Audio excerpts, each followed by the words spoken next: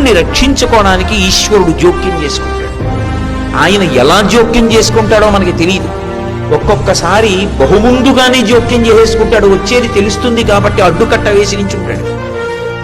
మనకి తెలియవు ఆయన యొక్క కృత్యములు. భక్తుణ్ణి మాత్రం ఆదుకుని తీరుతాడు ఈశ్వరుడు. నన్ను నమ్మండి అంతే, అంతకన్నా నేను చెప్పలేను.